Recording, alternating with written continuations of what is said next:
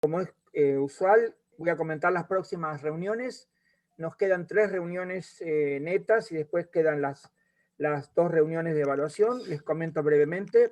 El próximo miércoles va a hablar Alina Torcoletti sobre cartografías decimonónicas oficiales, la construcción de un territorio imaginado.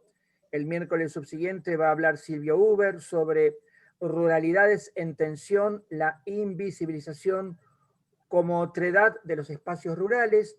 Y por último, la última reunión que vamos a tener, Marcelo Troncoso va a hablar de memorias, espacios y ciudades en disputa. Así que están todos invitados a las reuniones siguientes.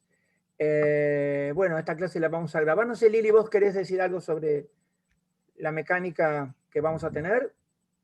Sí, esta clase ya está siendo grabada a partir de la presentación que hizo el profesor Miroli. Les informamos que necesitamos que se muteen para cuando Tal cual, la tal cual, doctora empiece su disertación, que no tenga inconvenientes de sonidos tal cual. extraños. Y cuando quieras, Alejandra, Será que la lo que presento brevemente. la van a Alejandra González presentar es doctora en Alejandra. filosofía por la Universidad de El Salvador. Su tesis doctoral ha sido sobre Simone Weil. Ha publicado un libro sobre Simone Weil, Voluntad de servidumbre y deseo de libertad, una paradoja política en Simone Weil y Etienne de Lavoisier. También es traductora de Etienne de Lavoisier y editora del texto de Etienne de Lavoisier. Y es coordinadora académica de la Maestría de Estéticas Contemporáneas Latinoamericanas de la UNDAP y es titular a cargo de la Cátedra de Filosofía del CBC de la UBA. Ale, todo tuyo. Bueno, gracias por la invitación. Alejandro, gran amigo y además colega en múltiples lugares donde deambulamos los profesores. Y gracias a todos por estar esta noche acá. Bien, Ale me invitó a que conversara sobre el tema de la banalidad del mal, que es una cuestión que ustedes creo que ya han venido trabajando, tal como lo plantea Hannah Arendt en relación a Simone Weil. Es una autora muy peculiar, que ahora les comentaré algo sobre ella. Piensen que son las grandes filósofas políticas del siglo XX y que han puesto una palabra muy peculiar y en particular sobre esta cuestión del mal que me parece relevante que conversemos. Pero quiero aclarar antes de pensar que me interesaría mucho que comenten o pregunten o planteen mientras estamos charlando, así no se construye una larga parrafada, sino que podemos ir conversando e ir aclarando algunos de los términos que aparezcan acá. Charlábamos con Ale y también con Adrián un poco este tema de cómo íbamos a ir planteando la cuestión esta de la banalidad del mal, ese concepto que ustedes saben, seguramente ya lo vieron, que está unido en Arendt a este libro que surge a partir de las crónicas que ella hace del juicio a Eichmann en Jerusalén, y donde encuentra que cuando va a escuchar y a ver a una especie de monstruo que estaría ahí en plena apoteosis del mal, lo que se encuentra es a un burócrata, a un tipo que simplemente obedece una serie de mecanismos y de instrucciones y que se ubica a sí mismo como un tornillo de la máquina de la obediencia. Entonces, esa actitud es la que la lleva a pensar este concepto de banalidad del mal. Y me gustaría comparar esta noción de banalidad del mal en Arendt con la idea de Weil, donde Weil es una pensadora mucho menos conocida que Hannah Arendt, que ha muerto en los años 70 y pico. Weil vive muy poquito, unos 33 años, muere en el 43, es una francesa así anarcosindicalista, que ha hecho una serie de experiencias en fábricas, en ciertos espacios no convencionales fuera de la academia, porque concibe que solo esas experiencias que tienen que ver con el propio sometimiento del cuerpo a las condiciones de trabajo inhumanas, de la mina, de la fábrica, de la viña, etcétera, pueden llevarla a pensar las reales condiciones del trabajador en el capitalismo contemporáneo. En esa perspectiva, ella escribe una serie de textos, muchos de ellos son panfletos políticos, otros son textos más elaborados, y realiza una serie de críticas al marxismo que también elabora, por otro lado, Hannah Arendt. O sea, hay una serie de coincidencias y de disidencias, y algo en torno del problema del mal es lo que me gustaría que hoy pudiéramos conversar entre nosotros, y que tienen que ver precisamente con el posicionamiento del mal en relación a la ética y a la política. Entonces, esa idea de banalidad del mal de Arendt, vamos a ver cómo se articula en Weil. Piensen que ellas no se conocieron, que no se leyeron, que no tienen un mundo afín, mientras una es una judía alemana, como Arendt, Weil es una francesa agnóstica que reniega de su condición de judía, incluso se convierte al cristianismo, pero nunca se bautiza por un desacuerdo con las instituciones, así que su posición es bastante diferente de la de Hannah Arendt, y sin embargo vamos a encontrar algunos puntos en común y algunas disidencias. Ahí vamos a estar oscilando hoy. Esta banalidad del mal que plantea Arendt está pensada en Weil como una especie de trivialidad del mal. Ella habla de una trivialidad del mal en el sentido de que define la trivialidad como la transformación en clase universal de neutra y axiológicamente neutral y válida para todos, de una práctica propia de un grupo determinado. Eso es trivialidad, es decir, que una práctica propia sea elevada a condición de universal. Fíjense que este concepto de trivialidad mucho tiene que ver con lo que plantea Arendt, porque justamente Arendt, cuando da cuenta de esta banalidad del mal, se refiere a esa condición de Eichmann de decir, bueno, pero lo único que yo hacía, yo jamás maté a nadie, dice espeluznantemente Eichmann, yo lo único que hacía era contar, ¿no? Y distribuir. Entonces, verdaderamente nunca toqué el cuerpo ni dañé directamente. Yo lo que hacía simplemente era organizar a esa población, digamos, y enviarla a donde tenía que ir. Es decir, los numeraba y los enviaba. Era como una especie de contador de la muerte, que no se hacía cargo de esta empresa letal en la cual estaba inscrito. Entonces, me parece que ahí podríamos hacer una cierta relación con lo que plantea Weil, donde dice, bueno, esa trivialidad tiene que ver con lo incoloro, con lo monótono, con la rutina, con la aridez, con lo tedioso, con lo desértico, con lo superficial, y llevándolo al extremo, con lo normal, ¿no? La banalidad del mal tiene que ver con la normalidad de una vida cotidiana no pensada.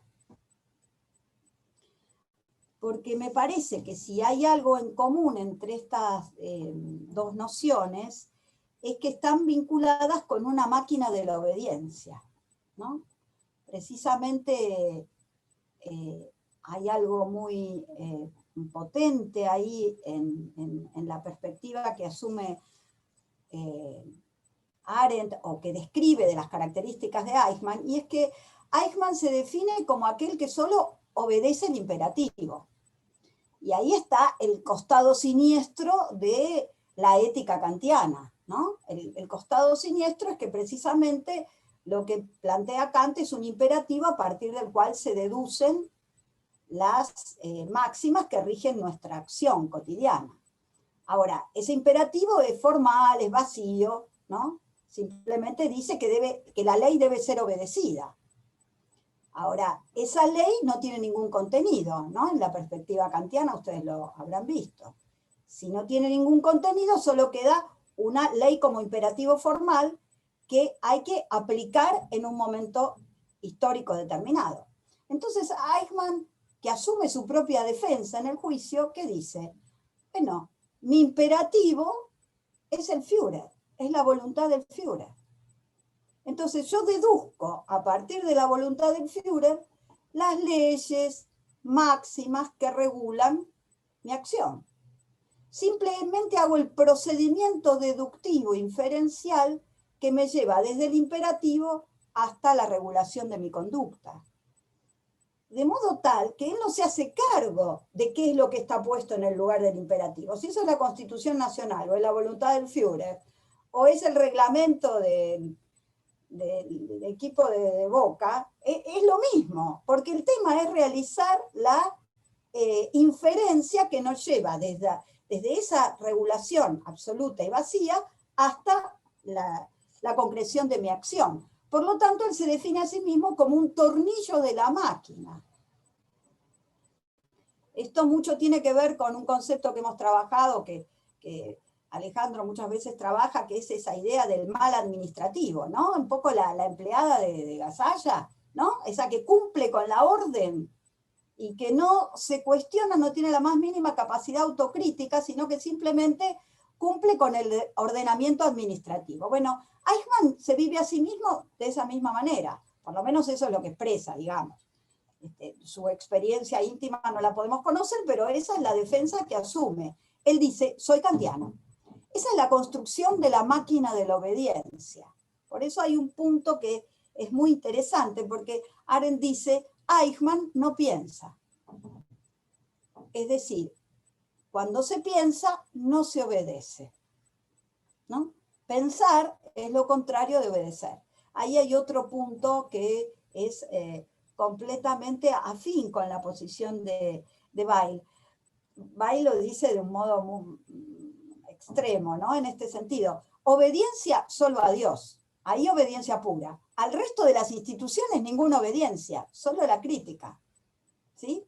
Y como la obediencia a Dios, ¿qué serían? Nunca a través de la iglesia, nunca a través de ninguna institución que mediatice lo sagrado en relación a lo humano, entonces no queda sino más que siempre hacer la crítica de toda institución humana. Ninguna institución humana puede encarnar lo sagrado. Por lo tanto, lo único que queda es hacer un ejercicio activo de ese pensamiento. Esa máquina de la obediencia es lo que las dos llaman máquina totalitaria, ¿no? Lo que llaman totalitarismo, y que tiene que ver sobre todo con un concepto central, que es lo que hoy me gustaría que pudiéramos conversar y que me parece que es común a las dos. Esa máquina totalitaria tiene que ver con el mal, pero con el mal en lo político, que es su único campo de acción. Voy a dejar esta hipótesis y después vemos si la podemos demostrar, pero la idea es que el mal no tiene que ver con lo ético, sino fundamentalmente con lo político. O sea, no hay un mal ético ni un bien que se pueda definir en el campo de la ética, sino en la instancia política. Pero vamos a ver si podemos demostrar esto. Esa máquina totalitaria, ¿qué es lo que hace? Hay coincidencia otra vez entre Arendt y Weil. Esa máquina totalitaria es la que se propone en primer lugar el aniquilamiento de la presencia humana, ¿no? Esto Arendt lo llama el asesinato. Pero ¿mediante qué instancias aniquila la presencia humana? Hay un doble procedimiento que es muy interesante. Y esto está en las 12.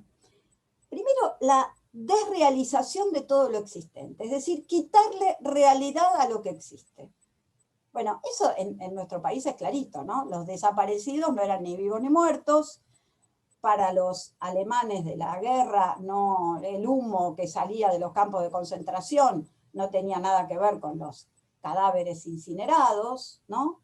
Es decir, hay una desrealización, quiere decir que pierden el estatuto ontológico de lo real. Esas masacres, digo, en nuestro continente es el genocidio no reconocido de las comunidades originarias, ¿no? Como si aquí no se hubiera matado a nadie, sino que se hubiera expandido simplemente el proceso evangelizador.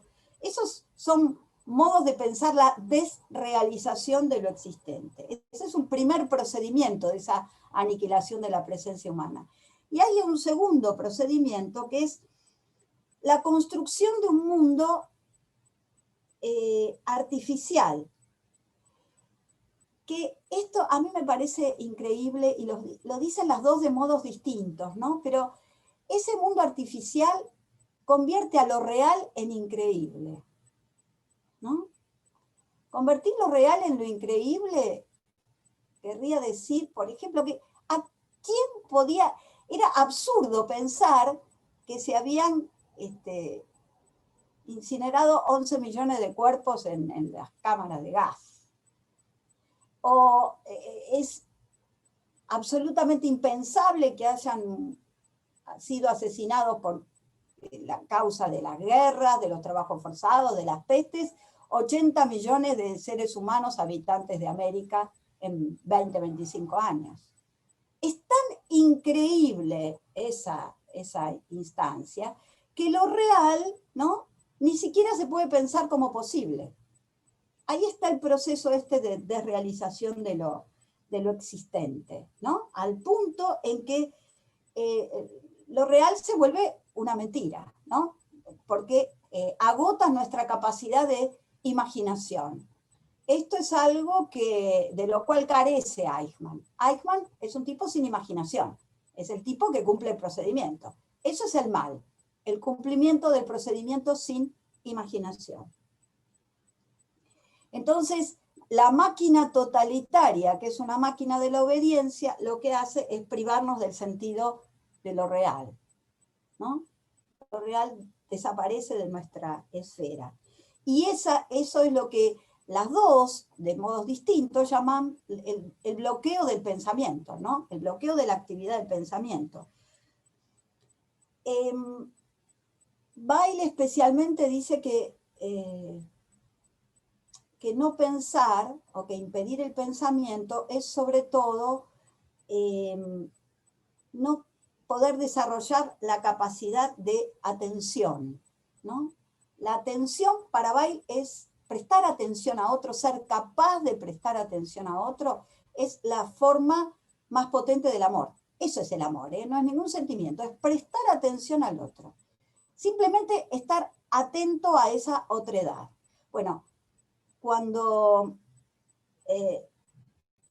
metido en la máquina esta de la obediencia, en esta máquina totalitaria de la obediencia y bloqueado el pensamiento, lo que se pierde es esa capacidad de la atención, y entonces no podemos diferenciar el bien del mal, no podemos ni siquiera ver la realidad del cuerpo de los otros, y el bien y el mal se convierten en copias unos de los otros. Es decir que hay una especie de, lo voy a decir ahora con una terminología todavía más contemporánea, hay una especie de colapso de lo simbólico, ¿no? Ese colapso de lo simbólico en términos de Lacan, es lo que permite diferenciar lo imaginario de lo real. Digo, si planteamos, no sé, que el virus no existe, que no hay una pandemia, ¿no? Digo, que la Tierra es plana, qué sé yo, el terraplanismo, este tipo de conceptos dan cuenta de un colapso de lo simbólico, porque precisamente no se puede diferenciar lo real de la muerte de las condiciones de producción de estas escenas. Entonces, cuando se puede desplegar este orden de lo simbólico, lo que acontece es que podemos salir de lo puramente biológico, natural, y arribar a una forma del mundo que es, nos extrae de lo que Agamben llama la vida desnuda, ¿no? Es decir, que nos saca de la pura carnalidad y entonces se puede atribuir una serie de conceptos y un despliegue de la palabra en el orden de la intersubjetividad. Eso implicaría de alguna manera este orden de lo simbólico. Pero si estamos desprovistos de ese sentido de la realidad, lo que se pierde también es la dimensión del mal. Esto es otro punto en el cual Arendt y Weil están de acuerdo, y es en el planteo de que el mal no es radical, que el mal no tiene... Radical es una expresión kantiana, ¿no? El mal radical que anidaría en la naturaleza humana y que tendría que ver con una perspectiva cristiana, luterana específicamente, ¿no? Donde el mal está inscrito en la propia naturaleza y tiene que ver con la pecaminosidad primordial, con ese pecado original ahí articulado. Pero ni Arendt ni Weil están de acuerdo con esta noción. No hay tal mal radical, no es profundo, no hay nada de monstruoso, sino que el mal deviene por condiciones históricas particulares que se pueden pensar en un momento histórico determinado. Y acá sí hay diferencias entre Arendt y Weil.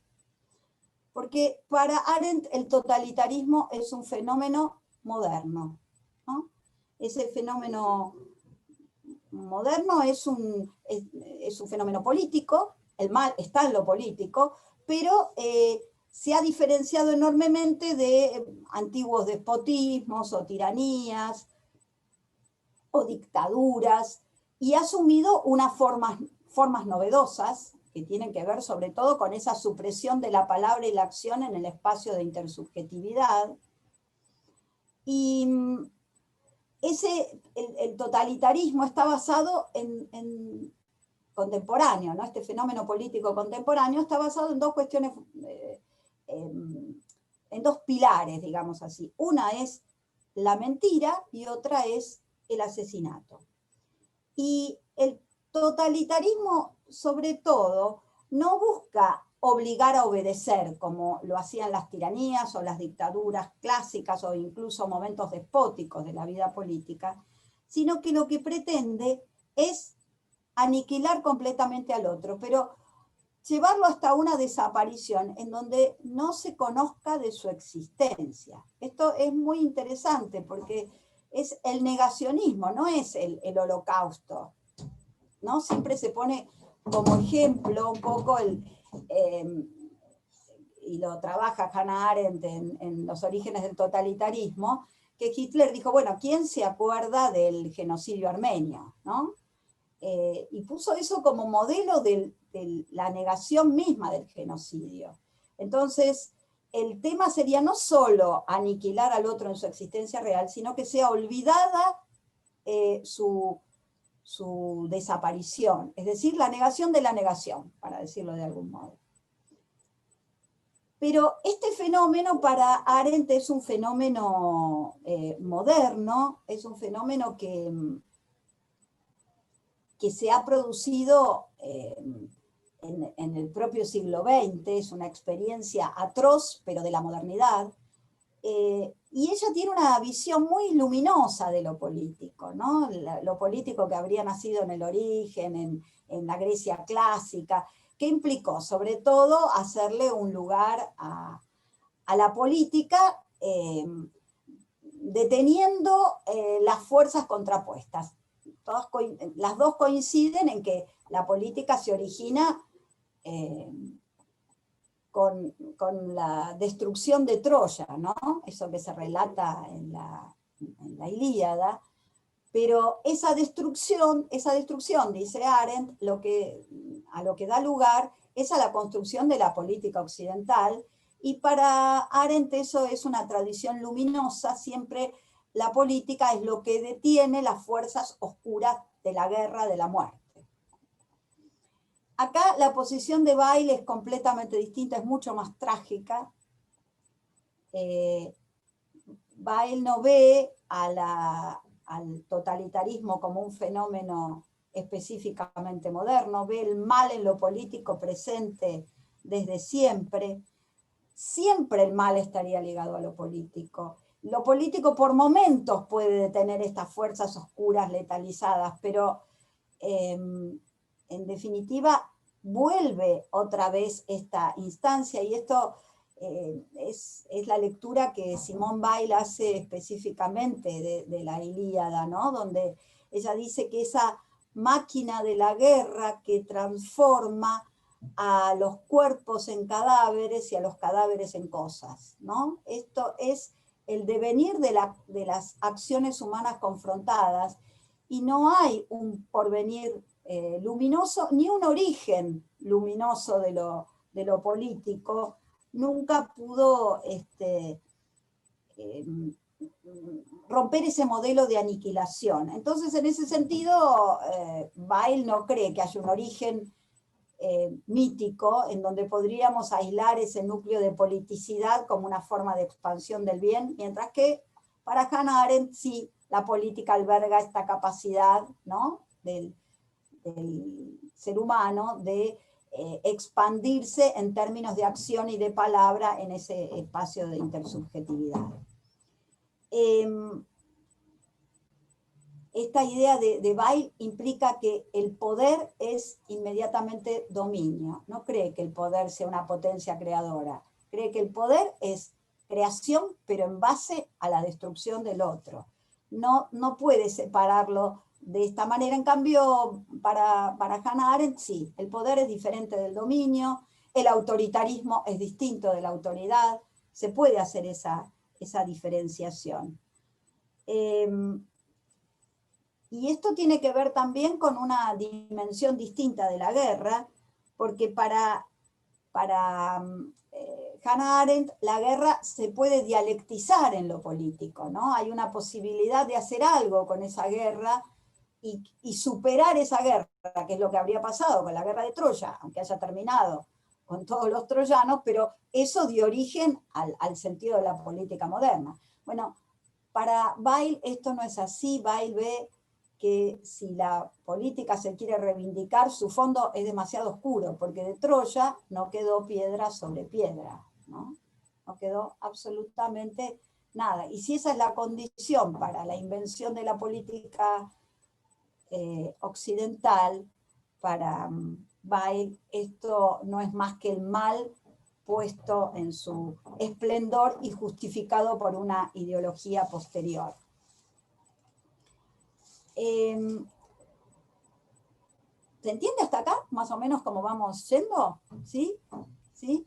Sí, perfecto. Si ustedes quieren plantear algo o algo no sé, o se les ocurre algo, podemos, así no estoy hablando sola frente a esta pantalla cuadradita. Me parece que ahí hay una diferencia enorme entre Weil y Arendt. En lo que ambas coincidirían nuevamente es en esta idea de que el mal no se reduce a la cuestión ética, ¿no? Y esto es un problema severo, porque el mal para las dos está ligado a la libertad, ¿no? El hecho de que haya libertad implica el mal. La condición misma de la libertad es el mal. Esto sobre todo lo acentúa muchísimo Weil, ¿no? Si somos libres, hay mal. No es que somos libres para elegir el bien. El bien se tiene que retirar para que la libertad opere. Por lo tanto, la condición misma de la libertad es el mal. Es decir, Weil se opone a esa idea mucho más propia de la teología clásica, donde el mal es la falta de libertad. Ella dice, no, justamente porque hay libertad hay mal, ¿no? Y tendríamos que soportar ser libres, y soportar ser libres implica que hago daño por mi propio modo de existencia. Entonces el mal es uno, digamos, se hace uno con la libertad y con su negación. ¿sí? Esta es la condición trágica de la libertad, ¿no? Podríamos hacer muchos desarrollos sobre eso, pero es una discusión teológica de fondo, ¿no? Donde el bien está sustraído a sí mismo, ¿no? Esa sustracción, que si ustedes quieren es la sustracción misma de lo sagrado, es la que nos deja en el ámbito de la libertad y sometido a estos avatares del mal. Entonces, el mal es lo que impide que el bien nazca y asume su lugar. Por eso el mal, dice Weil, esto también es peculiar de ella, es una imitación del bien.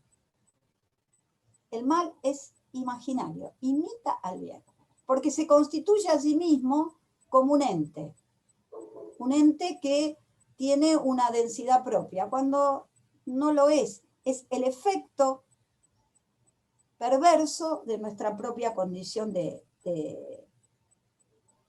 seres libres. Pero seres libres, ¿en qué ámbito? En el ámbito de nuestra relación con los otros, ¿no? Es decir, no hay un problema del mal. Si estuviéramos solos, aislados, no tendríamos ningún problema en relación al bien o al mal. Es en la relación con el otro que esto se juega, o sea, desde Caín y Abel, o Rómulo y Remo, o como ustedes quieran hablar de esas relaciones entre al menos dos. No es un problema ético del cumplimiento o no de la ley, sino que es un problema que está ligado con la relación con el otro. Nace en el lazo con el otro, por eso es político. El totalitarismo produce el mal, no es un tema individual, no es si Eichmann era bueno o era malo, es su relación con el otro, en donde su condición de libre, a la que él se niega porque no quiere pensarla, es la que lo hace cometer el mal en las formas de los otros. Y acá me parece que aparece la cuestión fundamental y que creo que hay mucho para pensar en esto, pero me parece que es el lugar en donde se puede mostrar, especialmente para Weil, que el mal es propio del orden político. En Arendt es más sencillo demostrarlo, ¿no? Arendt dice, el mal se articula en el espacio de intersubjetividad, donde hay palabra y acción, ¿no? Que eso es lo que constituye lo relacional en la polis, en la comunidad. Pero Weil me parece que le da una vuelta más, porque plantea esto de que no solo no es un problema individual, sino que se articula justamente en la relación, en lo vincular, en ese momento en que estamos frente a un otro que se muestra como diferente de nuestro propio cuerpo. Y acá me parece que es interesante pensar el mal, creo, como una cuestión política y no ética. Digo, ¿por qué no ética? Ahí voy a emplear un argumento que me parece que nos puede ayudar, que es el freudiano, ¿no? Freud plantea en los 3 ensayos sobre sexualidad infantil, dice algo muy interesante, ¿no? Dice, bueno, ¿qué pasa cuando un bebé siente hambre, ¿no? Siente que en la panza le duele? Entonces, ese dolor viene de afuera, ¿no? Mientras que la leche materna, ¿no? que logra succionando la teta de la mamá y que pasa por su tracto digestivo, lo alivia de ese dolor. Eso es lo bueno, ¿no? Entonces, lo malo es el no yo, dice Freud, y lo bueno es el yo, al punto de que los dolores en la panza son el no yo, y la leche materna, que en realidad viene del exterior, es de su propio yo. O sea que la ética está ligado con lo que define lo bueno como lo que es el yo y lo malo como lo que es el no yo. ¿Se entiende eso? No sé si lo dije adecuadamente, pero Freud es muy clarito. La ética que define el ámbito del yo y el del no yo. El no yo es malo, el yo es bueno. No importa si esto pertenece a mi cuerpo o no. Eso es un problema de cómo se libidiniza, ¿no? Pero entonces, la ética está fundada en una separación artificiosa entre el yo y el no yo. Lo malo se construye en este lugar. Destitución de la ética, entonces, como un ámbito de reflexión, ¿no? Porque viene primero de esta separación. Y otro tanto podríamos decir que hace Nietzsche, ¿no? Cuando Nietzsche plantea, es más sencillo tal vez en Nietzsche pensarlo, pero que lo bueno es lo que le conviene al amo, ¿no? Y lo malo es lo que no le conviene, también está relativizando la idea de un bien o de un mal en términos absolutos. Bueno, con Nietzsche es más fácil, seguro que ustedes leyeron Foucault, ¿no? Y Foucault lo retoma desde esta perspectiva. Pero a mí me parece más sutil todavía lo que plantea ahí Freud, en el sentido de que es en mi propio cuerpo, separado por una frontera, ¿no? En relación al otro, que establezco esa diferenciación entre lo bueno y lo malo. Y que esa diferenciación es arbitraria, por lo tanto. Y el colapso de lo simbólico, que es muy propio de las sociedades contemporáneas y que tiene que ver con todo este proceso de los totalitarismos en Hannah Arendt y del mal en lo político, es la incapacidad de diferenciar lo real de lo imaginario, ¿no? Es la incapacidad de separar ese cuerpo mío, ¿no? Lastimado por el hambre o doliente, de aquello que lo alivia, sea interno o externo. Esta incapacidad de diferenciar es una incapacidad de pensar, es lo que destruye esa posibilidad, esa potencia de pensamiento. Porque entonces desaparece la palabra, ¿no? Y esa desaparición de la palabra lleva a que la subjetividad quede de algún modo completamente aislada. Entonces no hay sujeto si no es en relación a otro. No hay sujetos aislados. Está sujetado a la ley del lenguaje, a esa circulación del espacio público político, y si estamos desujetados, o sea, desligados de los otros, lo único que hay es esa voz, lo que le pasaba a Eichmann, ¿no?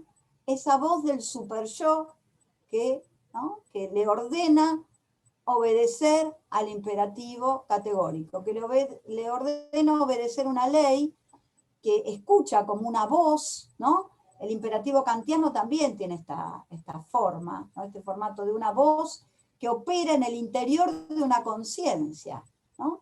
Y eso tiene mucho que ver con el liberalismo contemporáneo, porque esa es la ética liberal kantiana, ¿no? La ética liberal kantiana, ¿qué plantea básicamente? Que no importa cómo sea el acto puede ser de cualquier índole, pero el tema es cómo me juzgo yo en la interioridad de mi propia conciencia, ¿no? Entonces queda sometido el acto a la intencionalidad de la conciencia. ¿Se entiende esto, no? En el derecho está todo el tiempo. Alguien puede, no sé, cometer un asesinato, pero ese asesinato está agravado o no, de acuerdo a la intencionalidad de la conciencia. Pero ¿quién juzga la intencionalidad de la conciencia? El propio sujeto de la acción. No hay un otro que lo juzgue. La ética kantiana es una ética solipsista, ¿no? Una ética que está ligada solo al mandato. Desaparece la capacidad relacional. Y el mal, entonces, se piensa como la desobediencia a una ley. Ahora, esa ley puede ser cualquiera. Ahí está Eichmann otra vez, ¿no? Eichmann escuchando la voz del Führer. Y esa voz es a la que él tiene que obedecer, por eso se constituye. Entonces, la capacidad de construir un ámbito de la política es la capacidad de desobedecer y de argumentar en un espacio de intersubjetividad, donde se deja de oír ese mandato superyoico de la voz, y donde la lengua de alguna manera se articula en relación a una ley. Es cierto, hay una ley del lenguaje, nosotros para entendernos más o menos esta noche acá, respetamos ciertas leyes de la gramática que nos permiten un mínimo de entendimiento. una cosa es esa primera alienación que hay siempre en el orden del lenguaje, que si se vuelve monótona, reproduce y reproduce siempre lo mismo, un sentido siempre igual, esa es la máquina de la obediencia. Y otra cosa es interrumpir el orden del sentido en una especie de escansión poética, que esa es la capacidad de construir algo distinto en el orden de la palabra cuando estoy en una situación dialógica, que acá me he perdido porque no estamos conversando, sino que yo estoy diciendo simplemente algunas cuestiones, pero que me gustaría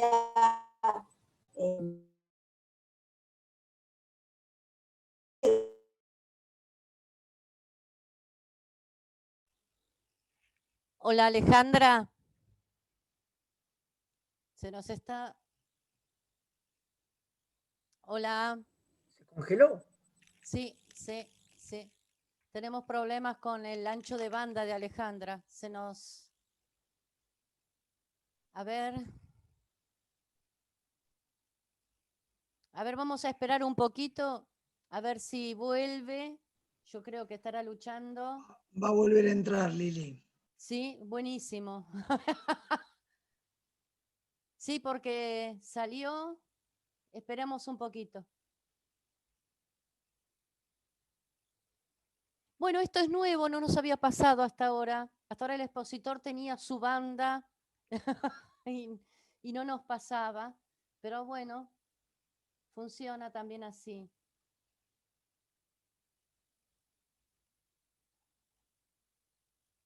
Hay que tener paciencia. Funciona así la realidad. También.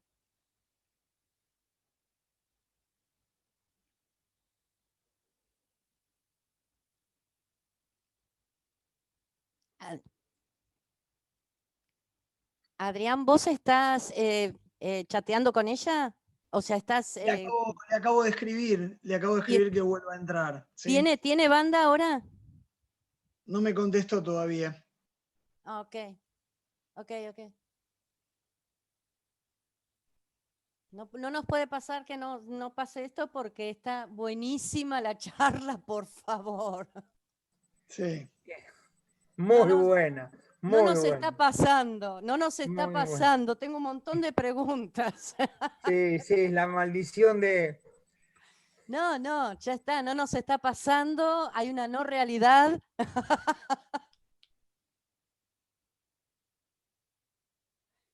Moriremos.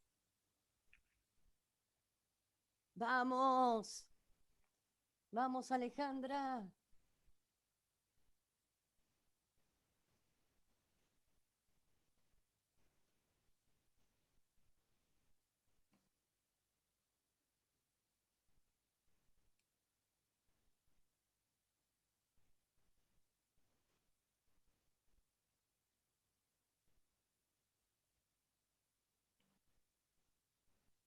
Vamos, Alejandra, que te recibimos. Uf.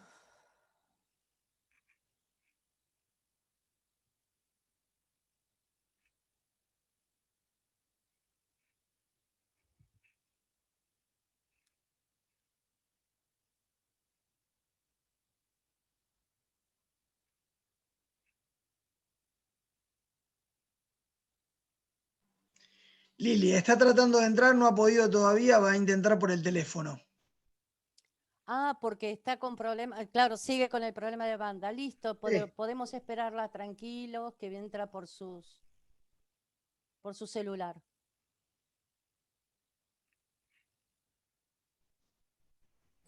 Viene con suspenso esta.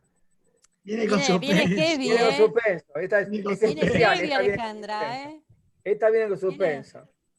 Justo cuando se trataba de desobedecer la voz del amo. Sí, tal cual. Ahí viene. Admitiendo.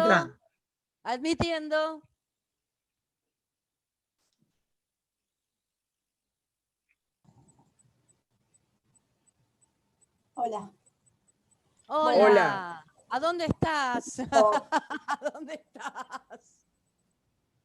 Hubo un colapso de lo simbólico, en serio. Bueno, bien, bien, bien. Bueno, Felicidades. ya todos tenemos paciencia. Volviste, es lo Ya importante. todos sabemos.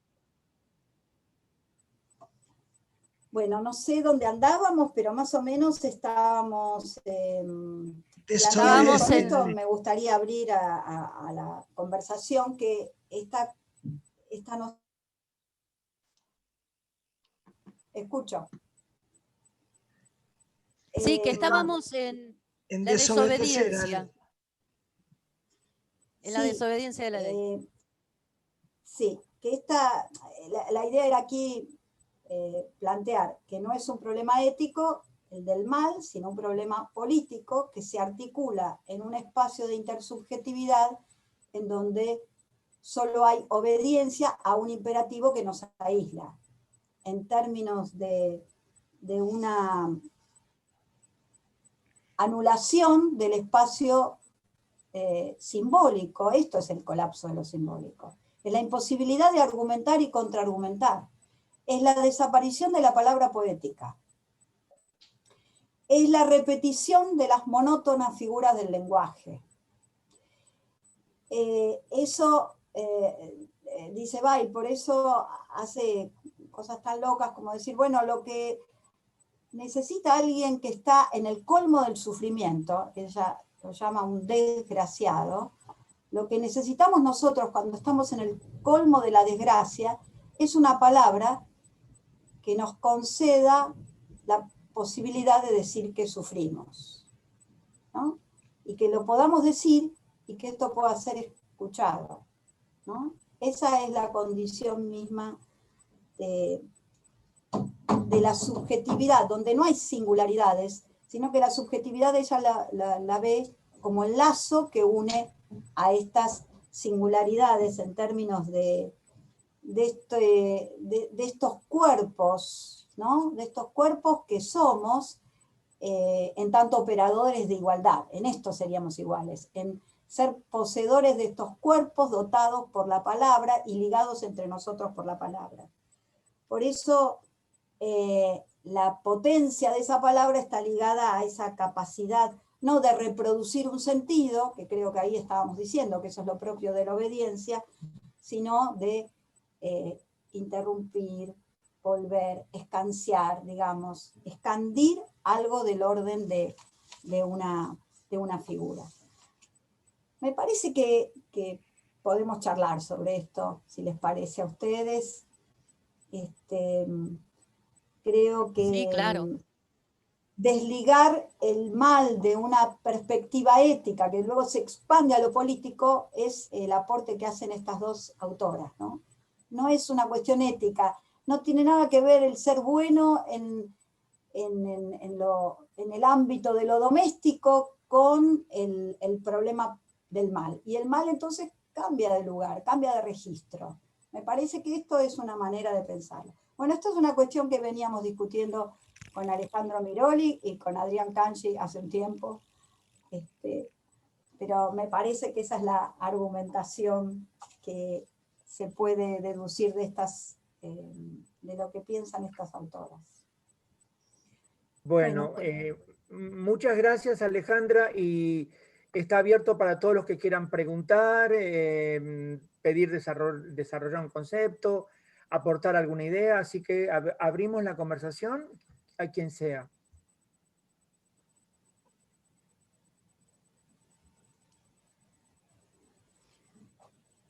El territorio en donde vos transitás el concepto del mal, que bueno, que es la elección de lo político y que me parece perfecto, lo podemos pensar como un espacio de puja de intereses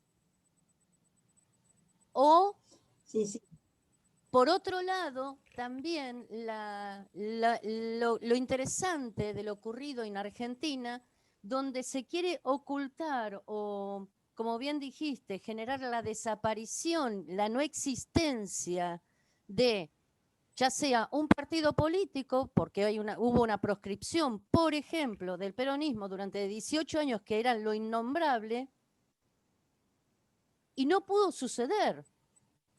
Lo mismo ocurrió con los desaparecidos, no pudo suceder.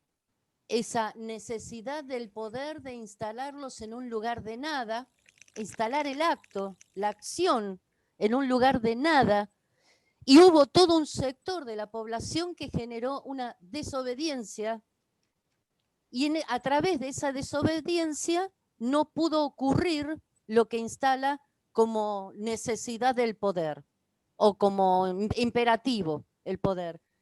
Me refiero a esto, ¿no? Cuando lo que el poder instala no ocurre. ¿A través de qué mecanismos podemos pensar que se opera? ¿Qué es lo instalado que opera? ¿Hay un lugar de educación, en la educación? ¿Hay un lugar en el discurso? ¿Hay un lugar en el arte? ¿Hay un lugar en las proyecciones políticas ya instaladas? ¿En el militante social? ¿Cuál es el lugar que más opera para que esto ocurra? Lili, esta pregunta yo la lanzo acá al conjunto. Si pudiera responder semejante cosa, saldríamos del yo también la lanzo. del totalitarismo, ¿no? Claro, yo también la lanzo. Incluso mañana es el día es un día muy importante porque es el Día Nacional de la Identidad y es muy intenso todo un proceso que hemos transitado muchos para llegar a pensar en un día como el de mañana, ¿no? Sí. Acá Gabriel Gleiman pide también la palabra. Bueno. Hola. Ale, yo pregunto si hay una... Ay, no sale bien tu voz, Gabriel. Gabriel, ¿me escuchás? Y ahí apago la cámara. Si hay un achatamiento de lo simbólico, subjetividad, es decir, si el mal es parte de la condición política para que haya intersubjetividad también. ¿Se entiende? Si no hay ese achatamiento simbólico en alguna medida, no hay conexión posible tampoco. Claro. A ver, porque de un lado es la teología del mal, tal como lo estás definiendo. Lo que alinea todos los sentidos también es el mal, en un lugar que achata todo lo simbólico. Ahora tiene que haber un achatamiento para que haya intersubjetividad también. Es decir, hay una condición ahí de movilidad. No sé si lo entiendo o no. A ver si vamos por este lado. Y quizás podamos pensar lo que decía Lili y lo que decís vos, Gaby. Me parece que solo en el espacio de intersubjetividad se puede hablar de mal. O sea, el mal ya se ubica en el mismo lugar en donde soy libre de relacionarme con el otro. No libre en términos abstractos, sino que mi libertad se juega en relación a la comunidad. En esa comunidad, o en esa intersubjetividad, como lo llama Arendt, o en la comunidad, como lo llama Weil, ahí, en esa relación con la otredad, con esto que es diferente de mi propio cuerpo, eso que es pura diferencia, se construye el lazo de lo simbólico. ¿Sí? Si ese lazo de lo simbólico está bien articulado, hay una posibilidad de construir un argumento y un contraargumento. Si se produce el colapso de lo simbólico, a ver si va por ahí, Gaby, el colapso de lo simbólico sería un corte donde lo único que hay son cuerpos chatos de lo otro, ¿no? Y donde yo puedo imaginarizar cualquier cosa, ¿no? Quiero decir, puedo quemar barbijos mientras estoy con un barbijo, lo cual es una contradicción flagrante. ¿Qué estoy diciendo ahí? Digo, no, esto es pero lo digo un poco más allá de la escena, sino, si lo miramos, es un horror la escena, más allá de cuestiones partidocráticas. Fíjense que es alguien o un grupo que se expone a lo letal a la vez que niega la muerte. Eso es el colapso de lo simbólico. Ese punto sería. ¿Cómo salir de eso? ¿Qué es lo que decía Lili? Bueno, no sé, tenemos que hacer otro orden. No es un problema teológico, Gaby. Teológico sería si nosotros pusiéramos el mal en relación a la ética. Pero acá lo estamos poniendo en lo político. Justamente hay que sacarle el mal a lo teológico. Bueno, esto es para discutirlo, por supuesto, pero creer que se vincula el mal a una obediencia o no, a un absoluto, y guarda, porque el absoluto siempre viene alguno que lo quiere encarnar, ¿no? Sea el Führer, el Papa o el caudillo de turno, guarda con eso. Si nosotros nos salimos de esa esfera, lo que encontramos es que la relación de libertad y el problema del mal se suscita en el cuerpo a cuerpo, que es el único lugar donde las singularidades operan, a través de las acciones en que nos modificamos o de las palabras en las cuales abrimos una cuestión dialógica. Por eso, en ese sentido, mira, Lili, yo creo que lo mejor contra el mal es hacer poesía. O sea, inventar figuras nuevas.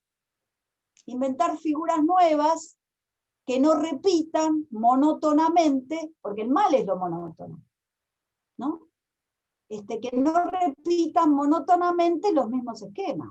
Poesía, digo en esto, de una poiesis, de una construcción, de una poética de los lazos, de los vínculos, que tiene que ver con la novedad, ¿no?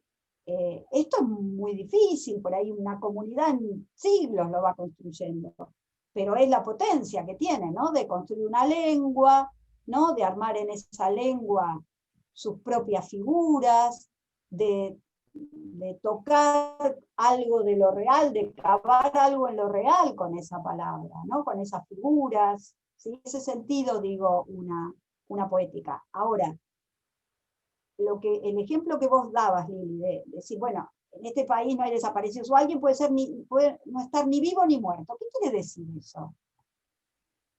Claro, eso es el colapso de lo simbólico.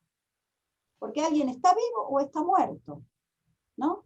Ahora, si no está ni vivo ni muerto, entonces articulo otra cosa completamente distinta y no separo imaginario de real. Ese es el problema. Entonces, después tuvieron que aparecer los restos fósiles, ¿no? Los cadáveres exhumados. Ay, otra vez no, Ale. No, por favor, otra vez no.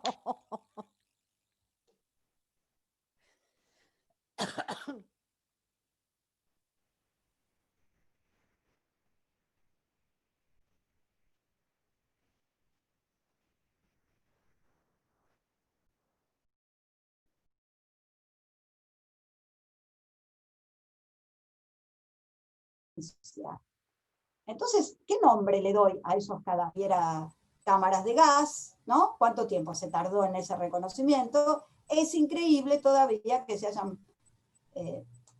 cometido un genocidio en América detrás de esos documentos de civilización que se pregonan constantemente. Bueno, hay que volver real lo increíble. Ese es un trabajo de la imaginación, ¿no? Para poder hacer una diferencia ahí. No sé si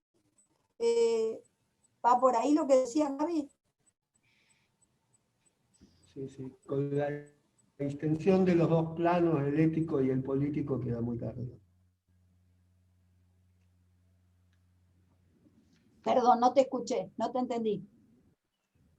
No, que cuando haces la distinción en la comunidad, en lo ético o lo político, ahí la pregunta mía se aclara, digamos. ¿Se aclara o se mezcla? O crea espacio para la palabra del otro, digamos, en esa extensión.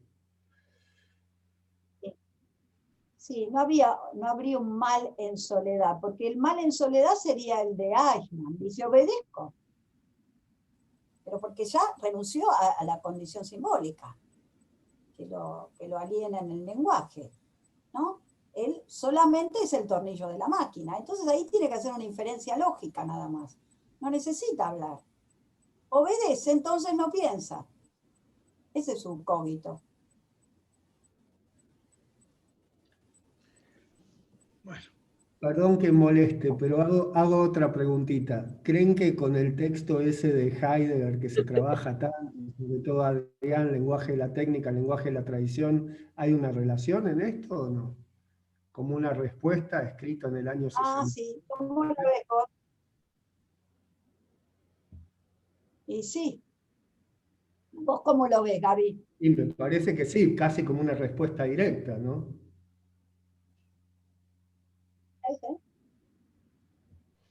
Claro, un lenguaje convertido en signos, en una máquina de comunicación, en donde lo que hay que evitar es el equívoco y la figura, ¿no? Es justamente la negación de esta dimensión poética de la lengua que nos une y nos separa a la vez, ¿no? El lenguaje de la tradición lo que hace es dialogar con los muertos, que es lo que hace toda cultura, ¿no? Dialoga con sus muertos. Si no lo hace, no puede pensarse el futuro tampoco, ¿no? Si no hay un trabajo memorioso, ahí no puede proyectarse en una temporalidad.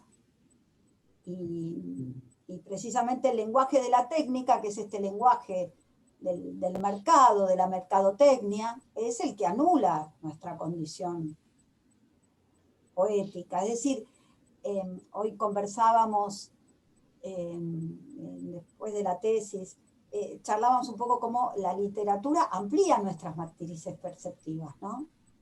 Entonces, la biblioteca, digo, ¿no? La literatura en este sentido amplio del término, es lo que amplía nuestra capacidad simbólica.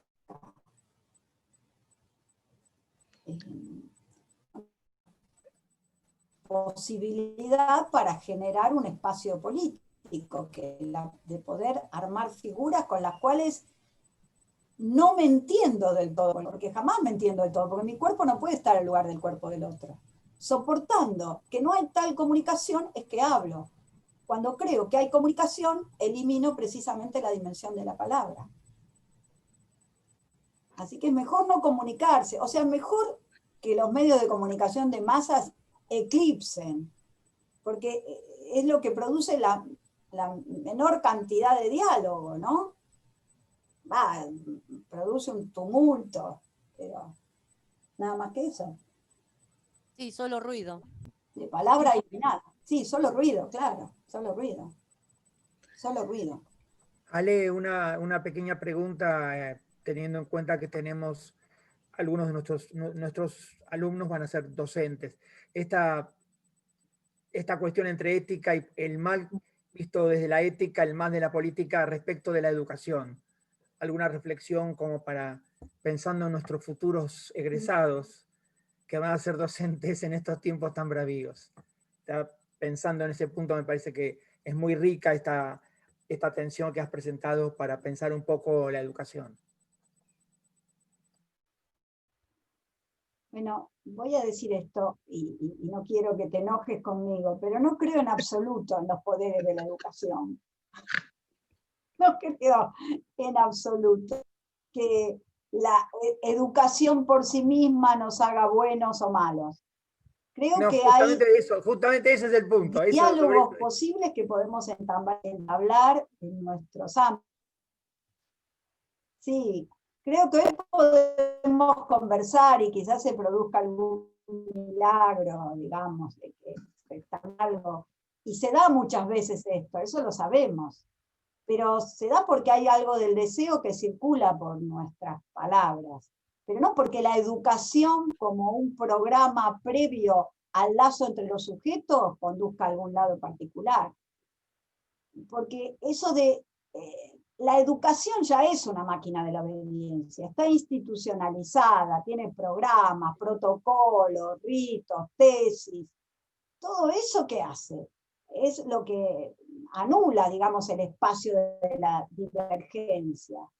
Y si hay algo que es lo que permite desobedecer, es esa divergencia. Por supuesto que estamos en instituciones y hay que aprovecharlas. Tenemos este lugar, conversemos. Yo amo la universidad, es el lugar donde he estado toda la vida, Pero no me voy a creer que la universidad no produce más que la repetición de su propio saber, ¿no? En ese sentido, la educación en la modernidad ha estado definida por el propósito de poner a los hombres al servicio del Estado. Antes de la Iglesia y después del Estado. Bueno, esto del pensamiento crítico hay que hacerlo siempre contra la institución, no a favor, porque no se puede estar a favor de las instituciones. Está bien que están para que no nos psicoticemos, pero no nos vamos a creer que podemos pensar con la institución, se piensa siempre contra la institución. Ale, tengo una pregunta. Perdón. Fue un momento glorioso este llamamiento a acabar con lo que queda, digamos. Está bien a esta hora también que lo digas, ¿no? Ahora es la hora de la cena, acabemos con todo. Tengo una pequeña pregunta para unos minutos más de conversación seguramente sobre esto. Vos sabés que independientemente que uno piense que Eichmann es un tornillo de la maquinaria, independientemente que uno piense que Eichmann elige repetir en la banalidad un acto, lo cierto que en el peor de los modos es un hombre educado. Y en ese sentido no solamente es educado en la razón moderna, sino en el principio de una estética categórica. Hombre, no te escuché. Es un hombre educado, Eichmann. Es un hombre educado en la tradición moderna e incluso en una estética categórica. Lo que resulta curioso en un personaje como Eichmann es que él, de algún modo, como educado, practica su libertad de no elegir, su libertad de responder al estatuto categórico. Yo quiero forzar el argumento para pensar contigo esto. El último texto de Foucault antes de morir, alguien que se dedicó a analizar instituciones, Foucault dice que la ética es una práctica deliberada de la libertad en la que se juega toda una vida. Y me gustaría pensar con vos esa relación entre Eichmann y Foucault, donde ambos practican de algún modo algún tipo de libertad, algún ejercicio deliberado de la libertad de no elegir, la libertad de elegir, la libertad de responder a la orden, la libertad de alguna manera de trabajar en la desobediencia civil frente a la orden. ¿Cómo ves esa relación para no ser tan estrictamente binarios? Yo lo planteo dramáticamente como una oposición. El hombre gris frente a aquel que trabajó para desarmar la institución penitenciaria. ¿Cómo lo ves, Ale? En tanto la libertad, en su esplendor, es el modo fundamental de la intersubjetividad. ¿Cómo ves eso? ¿Cómo ves esa relación tensa, extrema? Porque no estoy seguro que no piensa Eichmann, sino que elige obedecer. Pero parece, ¿cómo lo ves vos? ¿Cómo ves sí, esa situación? me parece que se puede pensar, me parece, ¿no? Que se puede pensar así. A ver si podemos ir por acá. Eichmann no es que no piensa desde el principio, elige, toma una posición y desde ahí realiza la inferencia por la cual regula su conducta. Ese es su gesto. Claro. Ese es su gesto. Y en ese gesto de decir, sigo el imperativo, ¿no? Deduzco mi conducta a partir de ese imperativo, que eso es lo que exige Kant, ¿no? Eso claro. Es lo que exige Kant en la República de Escritores, o Sade en la República de Asesinos, digamos, ¿no? ¿Se acuerdan que todo ese trabajo de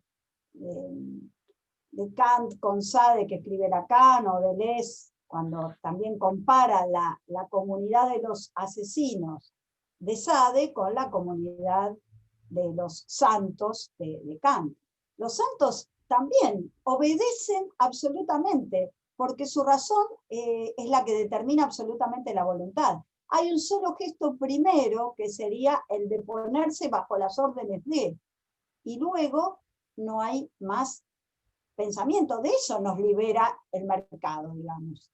El mercado o el Führer o quien fuese. Nos libera del temor y del temblor, ¿no? Porque cada vez que hablamos entre nosotros estamos obligados a elegir. Y cuando elegimos, y ahí aparece la libertad, siempre hacemos algún daño. Ese es el tema, que no se elige entre la libertad. La libertad no es elegir entre el bien y el mal. Ser libre significa siempre dañar también. Es imbancable, pero me parece que en eso tiene razón, ¿no? Sería muy ingenuo, casi un poco infantil creer una cuestión tan binaria. Por eso la libertad está ligada al mal. Si querés lo pensamos en términos bíblicos, ¿no? Ahí en el paraíso no había casi existencialistas, si querés, muy kierkegaardianos. Bueno, si estoy en el paraíso y Dios pone el árbol de la ley, del bien y del mal, para que discierna entre bien y mal, bueno, ahí hay angustia, y esa es la angustia del pensamiento, que nunca estoy muy seguro. La única certeza la tienen los asesinos, porque si no, uno no le pega un balazo a otro, ¿no? Si no Es la certeza de la obediencia. Claro, claro. El tipo dice, bueno, yo obedezco al Führer, entonces no me voy a preguntar si puedo o no torturar a una embarazada, porque yo tengo que encontrar la información que se me requiere. Entonces, bueno, ahí se juega, me parece, Adrián, ese gesto de libertad. No sé si vas por ahí, ¿no? Sí, iba por ahí porque, aunque deliberadamente tremendo, Eichmann practica un ejercicio de la libertad de someterse a ese dispositivo y la de someterse al Führer, es decir, a la obediencia total. Ahora, Foucault dice que toda su vida, su práctica de la libertad es desarmar esa operación tratando de encontrar o buscar esa práctica deliberada que en el caso de Foucault muere diciendo que es una práctica ética, no una práctica política. Sin embargo, me parece que está bueno esa tensión. Está bien, entiendo todo el planteo de por qué correrse del lugar del problema ético hacia el político, eso está clarísimo, pero es bien interesante esta cuestión de que es por la libertad que uno se someten y es por la libertad que uno se liberan. Es en el mismo ejercicio de ese lugar donde ambos están implicados en el mal. Tanto está en el mal Eichmann como Foucault operando, de distintos modos, en el gesto de su acción. El gesto ese es el sujeto, porque el sujeto es el modo. Arendt dice, el sujeto es el modo. Sí. La atención, yo creo que lo que estás trayendo, Adrián, que se me construye así lo que vos decís y que lo trae Alejandra también, que es en esto de la construcción de la desobediencia. Yo creo que Foucault lo que genera constantemente es un pensamiento de construcción de desobediencia, mientras que se pone en tensión con la construcción de la obediencia del otro. Tal cual. Estoy acentuando a propósito de Lili ese lugar donde uno obedece la práctica del Führer como libertad, el otro desobedece tratando de desarmar a como fuera el dispositivo para poder salir. Ambos practican el mal de algún modo. En este caso, Simone Weil nos deja en un mundo verdaderamente trágico, y en ese sentido quiero acentuar ese lugar. Eso es lo que quería poner en juego. Sí. Se elige por lo menos malo. Ahí está, ahí vamos mejor. Se elige por lo menos malo. Es una diferencia de grado. ¿Está bien? Es de grado. Una diferencia de grado. Es de grado, claro que es de grado. Claro, pero que volviendo, perdón. No, solo digo, esa diferencia de grado hace que yo no me cree ingenuamente que soy el bien o que algo encarna el bien. Entonces me tengo que bancar que elijo siempre haciendo algún daño, un poquito, lo menos posible. Pero no me puedo erguir sobre ninguna garantía del bien. Ese me parece el punto, que demuestra que la cuestión no es ética, sino política, digo en el sentido de vincular, relacional, ¿no? Porque solo la abstracción puede llevar a creer que el bien o el mal se juegan en la interioridad de una conciencia burguesa. Es con el otro que se juega la cuestión. Y el otro es un cuerpo singular ahí, sufriente, padeciente como el mío, pero con el que no tengo ninguna comunicación absoluta además.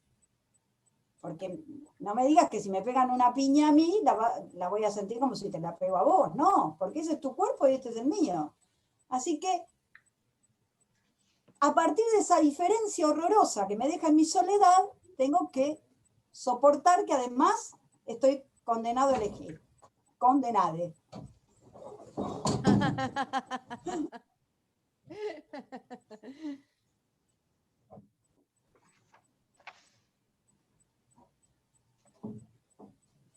Alejandro, vos me habías preguntado o dicho que recomendar algún texto. ¿Me habías dicho eso? ¿O No, yo? no, que simplemente si hubiera 4 o 5 pistas para que, sobre todo nuestros alumnos, los que tienen que hacer el trabajo práctico para promover este seminario, ¿no? Ajá. Me parece que se podría pensar en un texto así de fácil acceso. Creo que en Arendt es la condición humana, ¿no? Donde ahí se pueden trabajar esas nociones o elaborar esas nociones de labor, trabajo y acción que hacen mundo, ¿no? Sobre todo a partir de la noción de trabajo, ahí se plantea esta idea de un mundo y de ser con otros. Y ella trabaja muy bien ahí, me parece que es en el capítulo 2, que trabaja la esfera de lo privado y de lo público, y ve cómo se arma eso de privado y público. Es un mito, privado y público. No. Digo, ahora es como un cliché decir que lo íntimo es político, pero la verdad que Freud lo mostró perfectamente, ¿no? La ley es la ley internalizada, ¿no? La voz del Führer no es más que el super yo, ¿no? No hay sujeto desligado de la ley de cultura que está internalizada en nosotros. Eso es un mito, ¿no? Entonces me parece que eso en Hannah Arendt sirve perfectamente para verlo. Y en Weil, que es un poco, me parece de una lectura un poco más compleja, pero por ahí la correspondencia con el padre Perlin es una correspondencia muy linda, donde ella dice por qué no se va a bautizar. Porque ella dice que quiere estar en las puertas de la iglesia para, fuera de la institución, ¿no? Fuera de todos los sacramentos, fuera de todas las autoridades, y porque además cree que hay algo de la revelación de ese cuerpo doliente, porque ella es cristiana, porque hay un cuerpo sufriente en el centro de la escena, no porque resucitó, le importa un pito la resurrección, lo cual no la hace muy cristiana precisamente. Lo que le importa es que hay un cuerpo sufriente ahí con el cual hay una posibilidad de identificación, ¿no? Entonces, en esa correspondencia me parece que se juega este orden de lo político. No es una creencia, no es una fe que está ligada a si cree en la divinidad de un tipo que se murió hace muchos años y su condición divina, sino que se trata de un cuerpo sufriente que está en el centro de la escena, que nos permite una cierta identificación, y por la cual el dolor no se convierte en un mal y en algo rechazado, sino en parte de mi propia existencia. Esa correspondencia me parece que da cuenta también de esta relación con lo político.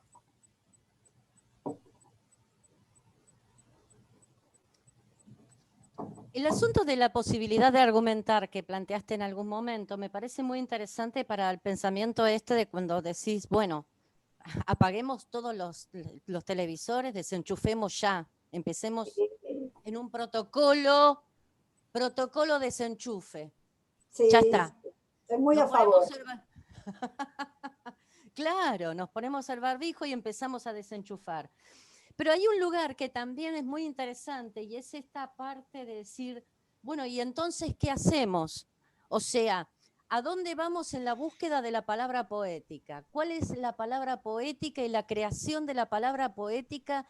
Si es un acto social colectivo o es otra creación que todavía no hemos logrado contemplar, o si funcionamos desde ese lugar también, indefectiblemente, porque si no, seríamos un enchufe.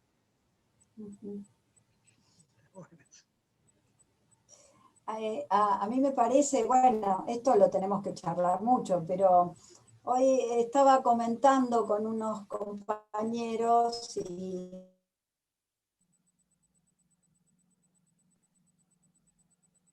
Alejandra, no nos hagas esto más.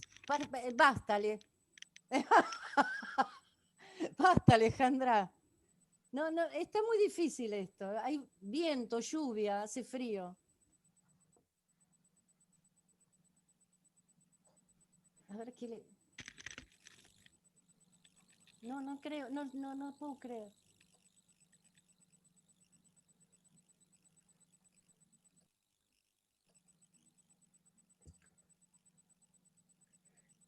Conspiran los medios. Sí. Sí, justo cuando queremos desenchufarnos, se cae Alejandra. Sí. Ahí está. Acá estoy. Ay, Parece que volví. Volviste, qué suerte. Es tremendo, tremendo. Hay que desenchufar, tenés razón, Lili. Hay que desenchufar por completo.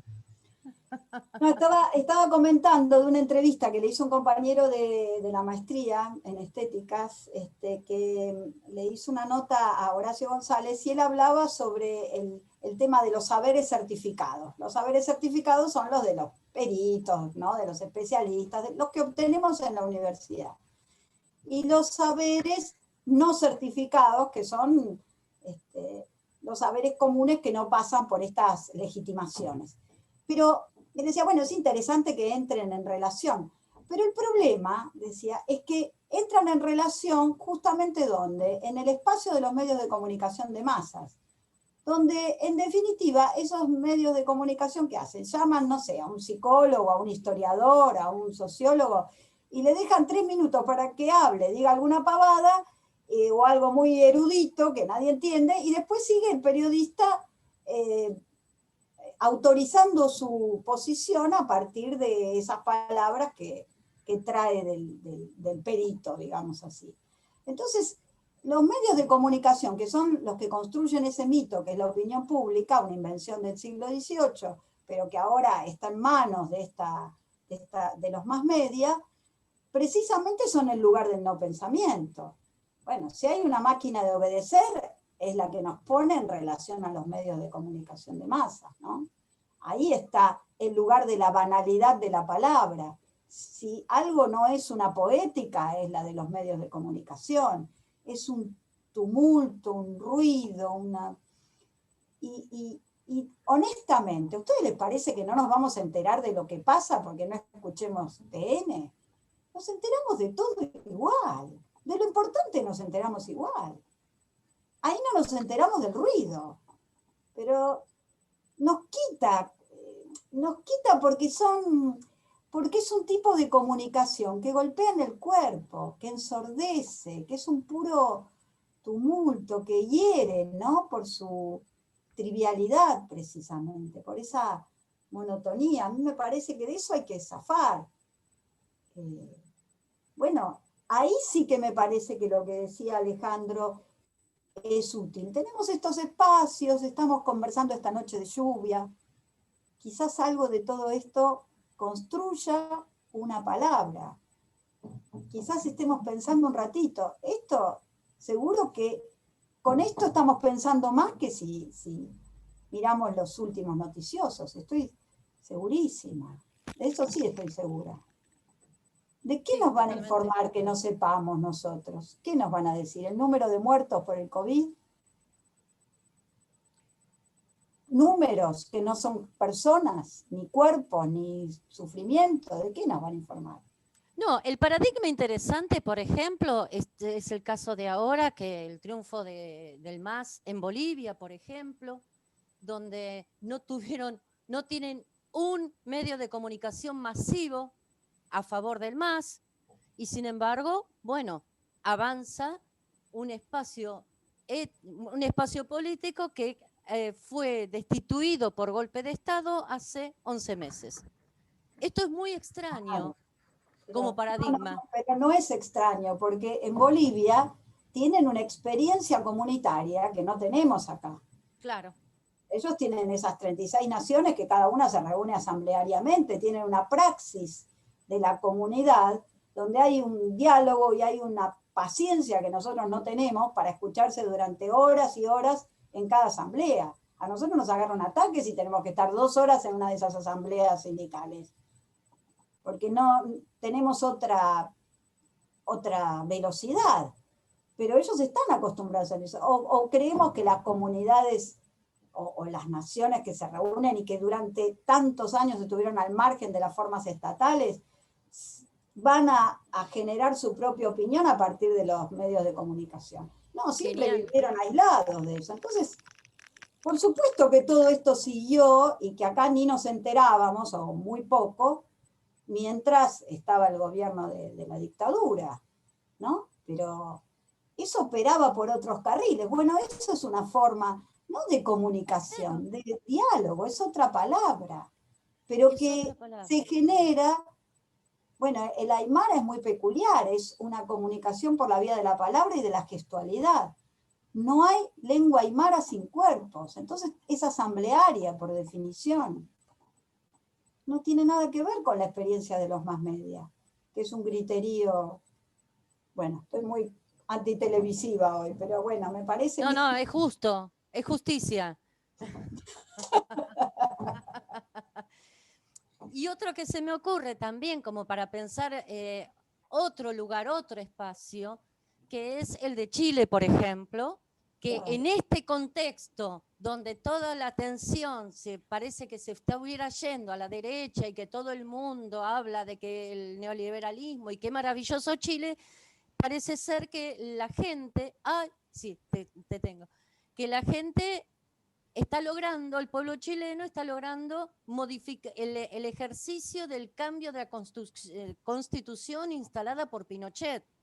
Digo, en esa realidad de Chile donde había quedado opacada absolutamente y parecía que el neoliberalismo les había solucionado la vida por comunicación de masas, pero no por la otra. Y es la otra que está generando ese cambio. Y bueno, quizás hablar no sea comunicarse, ¿no?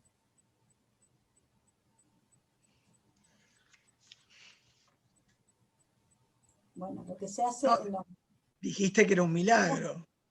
Claro, es un milagro que nos entendamos un poco, pero no es que nos entendemos, sino que vamos haciendo figuras, pero de ninguna manera la comunicación de los más media es algo de la circulación de la palabra, o del deseo, o de la inventiva, ¿no? Y sí, seguramente lo que vos decís, Livia, es cierto. Las transformaciones no pueden pasar hoy por esa opinión pública que se escucha en el ruido infernal de los dispositivos mediáticos. Claro. Seguramente si hay alguna transformación por ahí no va a pasar. Y las transformaciones que vemos, como la que vos decís, de todo lo que logró el pueblo chileno el año pasado, ¿no? O de estas insurrecciones al modo de los aymaras que hubo en Bolivia, no pasaron por los medios de comunicación. No. Y no las pudieron detectar, porque la estadística y las encuestas no detectan las singularidades que somos. Es como decir, 18.000 contagios. ¿Qué quiere decir eso? La verdad, honestamente, ¿quiere decir algo para nosotros?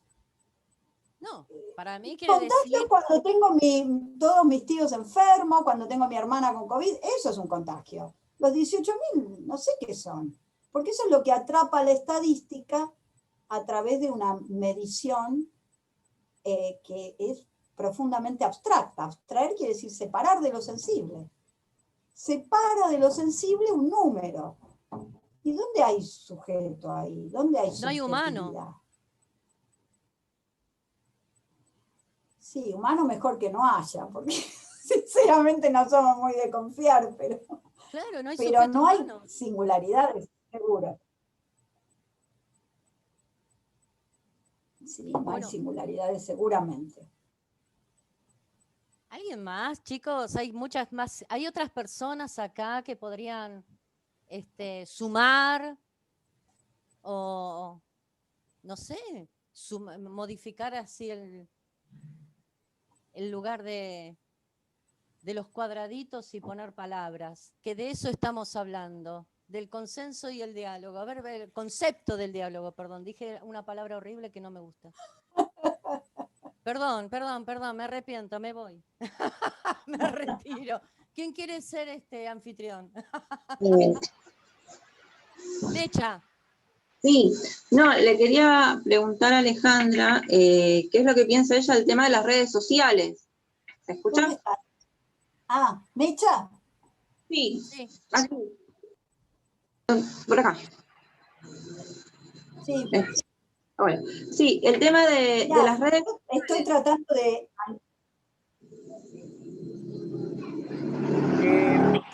Mecha, repetí lo que preguntaste.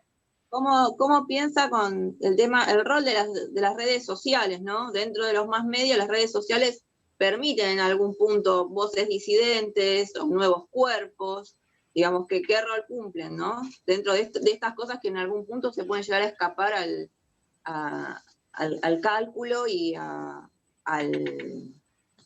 Espera un poco que me está rondando una niña. Bueno, esto, ¿no? Este tema de cómo es que se escapa al algoritmo algunas cosas, digamos, que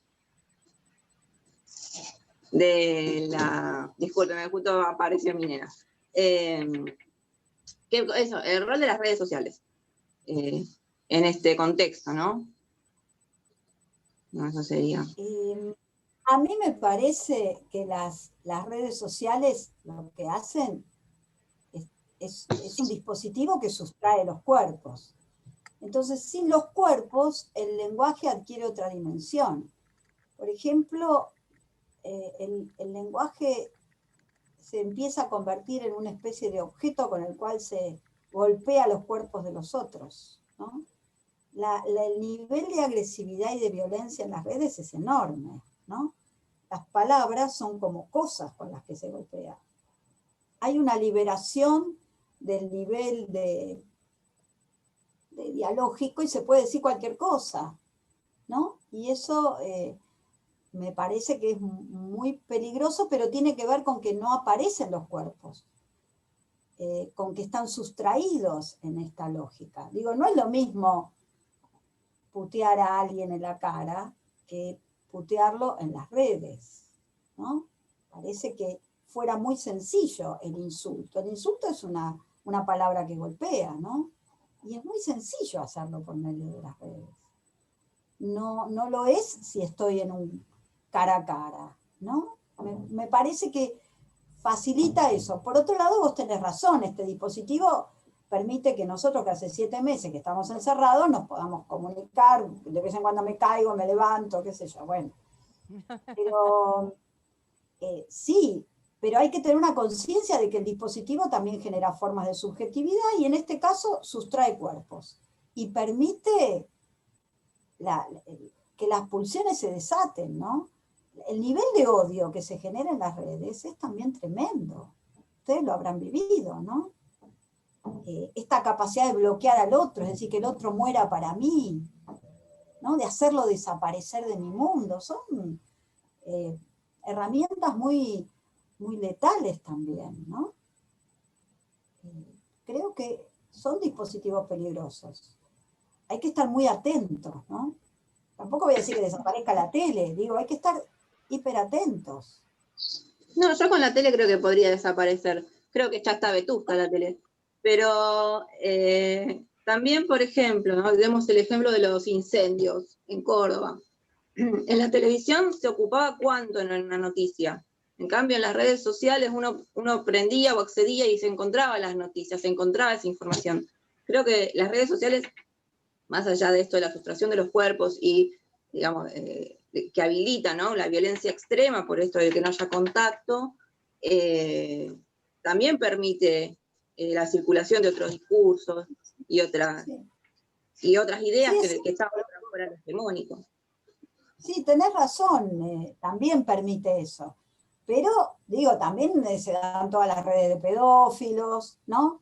Permite muchísimas otras vinculaciones, me parece que son tremendas en ese punto. Y me parece que hay que estar pensando todo el tiempo el dispositivo, ¿no? En el sentido de esta forma operatoria. Pero bueno, tendría que pensarlo mucho más, porque ahora las redes se apropiaron de nuestras vidas. Digo, yo hace 7 meses podía vivir sin Facebook y sin todas estas cosas, y ahora ya no. Entonces, esto se nos impuso, y me parece que es una opresión sobre este repliegue de la corporeidad, de estos vínculos intactos, ¿no? Sin la afectividad ligada a ese contacto, me parece que es propio de este dispositivo. No sé qué clase de cuerpo vamos a generar con esto. ¿Qué efectos de corporeidad genera este conjunto? Me parece que lo tenemos que pensar, Mecha. Todavía no me resulta tan claro que sea benéfico, ni tampoco quiero volverlo demoníaco. Me parece que es enormemente complejo, ¿no? Pero me parece que desata lo pulsional y sustrae cuerpos. Eso sí. Hasta ahí llego. Más no me doy cuenta todavía. No, sí, yo tampoco me doy cuenta, por eso hago preguntas. Bueno, sí, gracias. Lo tenemos que pensar. Lo tenemos que pensar. Sí, sí, creo que es muy importante que lo pensemos. Bueno, ¿está bien?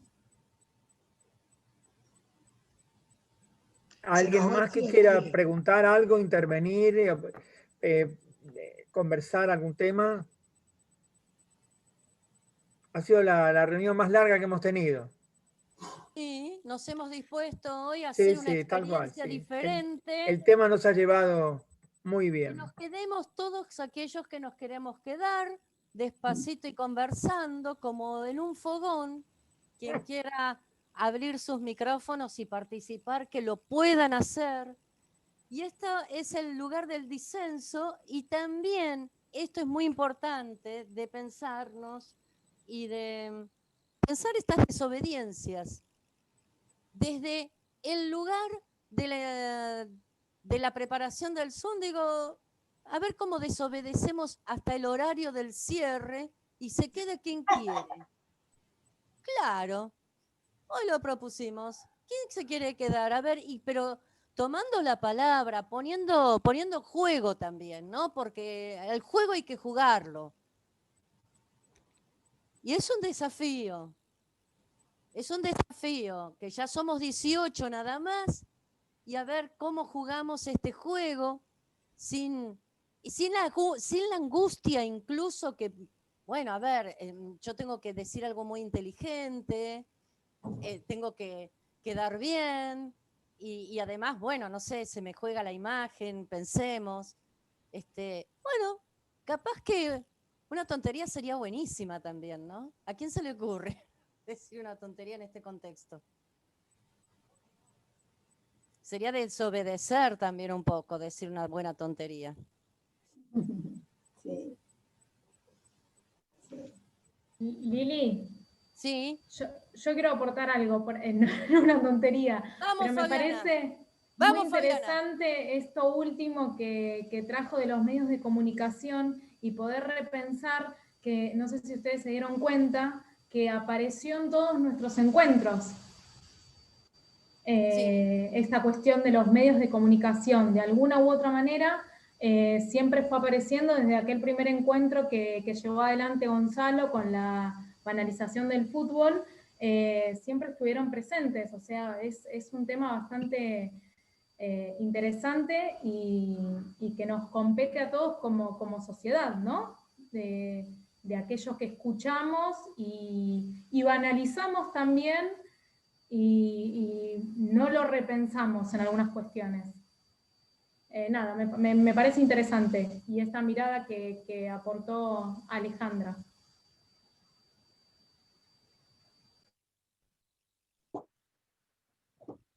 Sí, vamos a tener que pensar mucho esto. Vos tenés razón, ¿no? Porque ese concepto de la opinión pública, que es bien del siglo XVIII, ¿no? Y que tenía que ver con la circulación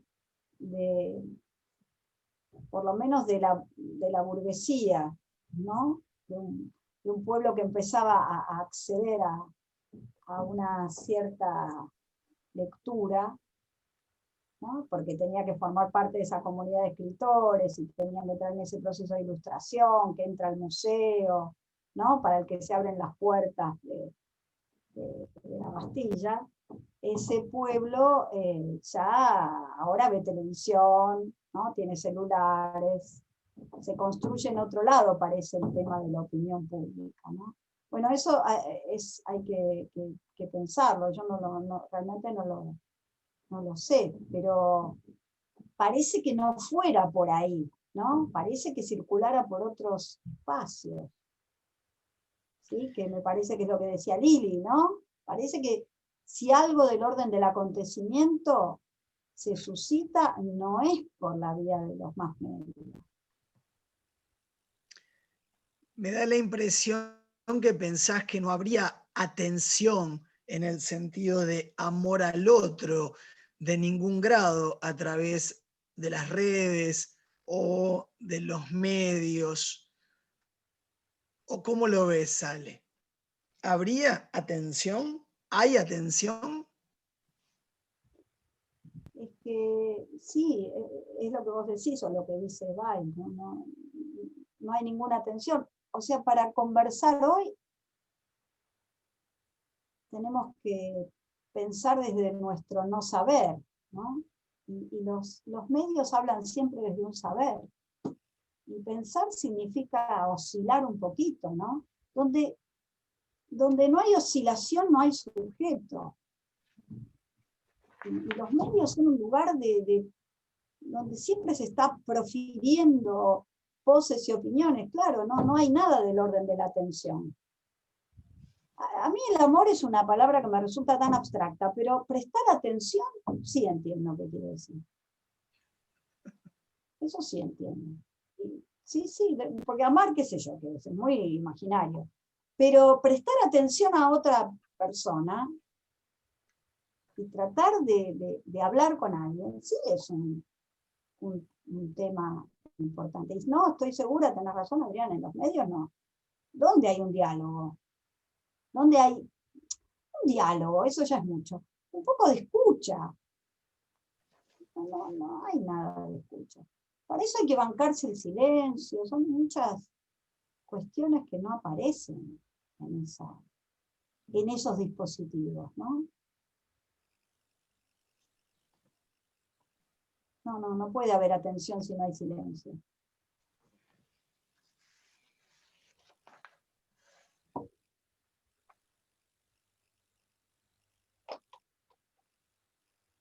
Los más chicos tal vez no lo recuerden, pero hace muchos años, quienes tenemos cierta edad, había un periodista que se llamaba Bernardo Neustadt, que había inventado una figura, Doña Rosa, que era como la persona que tenía un saber común, un saber natural, entre comillas, y que se apelaba a ese supuesto saber natural para legitimar opiniones que estarían en contra de lo político. Entonces, una especie de construcción imaginaria de una figura retórica, una especie de engendro comunicacional que llamaba Doña Rosa, que bueno, tenía esa función de operar desde bajar línea del medio de comunicación, ¿no? Hoy no sé cuál sería el reemplazo de Doña Rosa, pero... Creo que es el lugar del sentido común, Alex. Tal cual, bien, sí. Sí, hay algunos periodistas y comunicadores que tienen... son ellos Doña Rosa, se ponen ellos en el lugar de Doña Rosa. Sí, Claro, sí, sí. claro. Sí, si unas jornadas tenemos que hacer, y las podríamos hacer en conjunto, es contra el sentido común. Hace años que queremos hacer con Adrián una jornada. Sí, no, en la educación es extraordinariamente presente. Destruye el Horror, el sentido sentido común, común la es lo revolución peor que educativa hay. más importante. Sí, contra el sentido común vamos, por eso. Ay, vamos con eso, me encanta lo que Tenemos tema para el año que viene, Armemos una del Sí, sentido. sí, tal cual. Contra del sentido común, por Tal favor. cual, sí.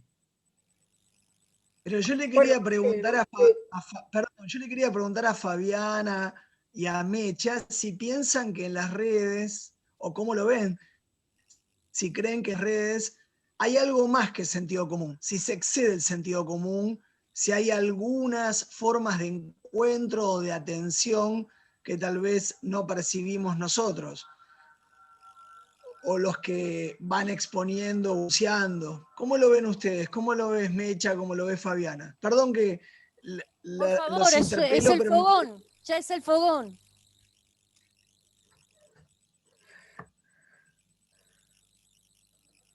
En ¿Es mi una caso, pregunta yo de autoayuda, Adrián, o no?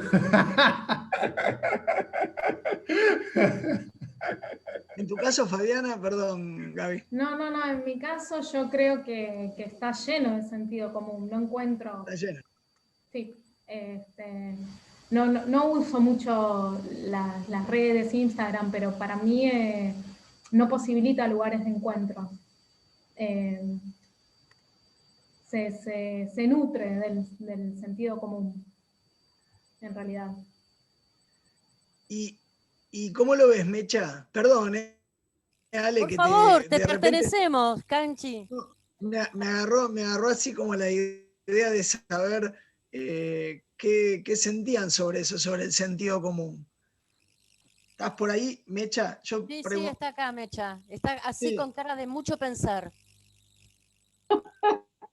Mecha, ¿estás ahí? Mecha, no sé si nos escucha. Sí está. Sí, está, pero no sé si nos escucha. ¿Alguien más quiere opinar sobre este punto de sentido común que salió y que es un punto buenísimo?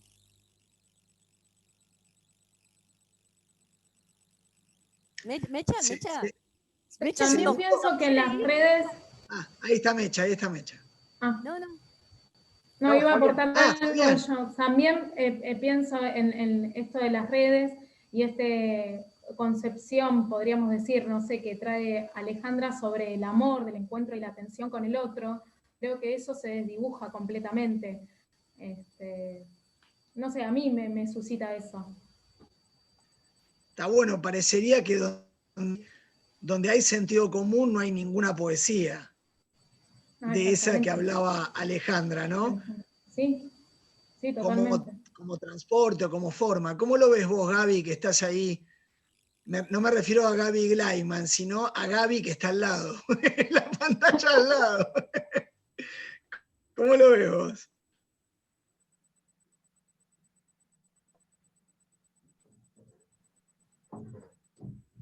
Entonces que salga Gaby Gleiman. Gaby Gleiman. Ahí Gaby que se desmuteó. Sí, Gaby, parece. No, yo veo también súper negada a las redes sociales. Veo como, no sé, veo todo muy mercantilizado. Mercantilizadas las relaciones, mercantilizadas las imágenes, todo muy mercantilizado. Por ahí lo que buscamos es, no sé, encuentros de cultura. Hoy, por ejemplo, ella se reunió con una escritora premiada, muy reconocida de Colombia, y se reunió en un Zoom con ella. Gracias a las redes sociales y gracias a que estamos buscando y se interesó y bueno, y la pasó bárbaro. Pero generalmente lo que yo veo es esto, mucha mercantilización. Este era un encuentro gratuito, yo pensé que iba a haber 200 chicos. No, era una pantallita así como nosotros, como 14 nenes, 3 de los cuales eran organizadoras,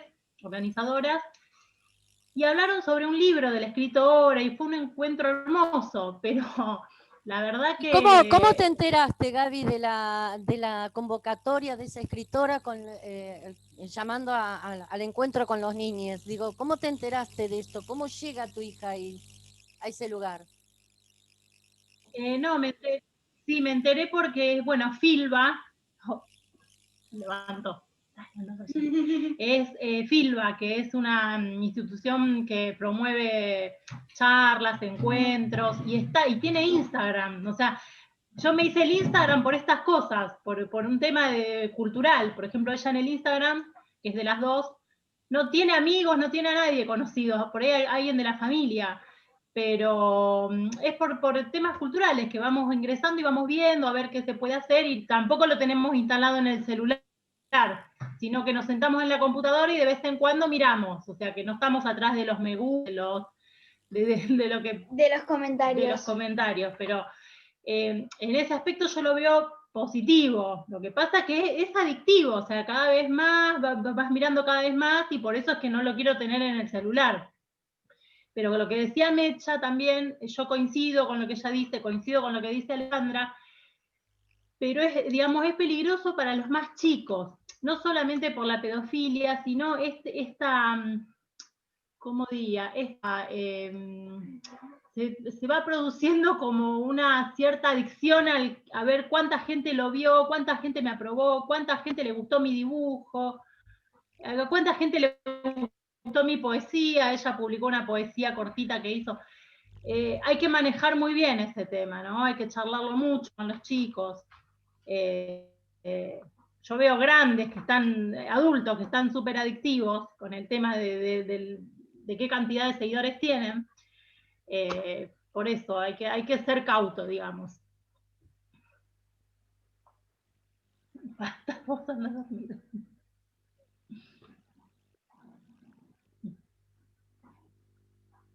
¿Ibas a decir algo, Glayman? Tengo a mi gata que me reclama comida, que es lo corpóreo. A mí me pasa lo mismo. Esa es una urgencia. Lo mismo.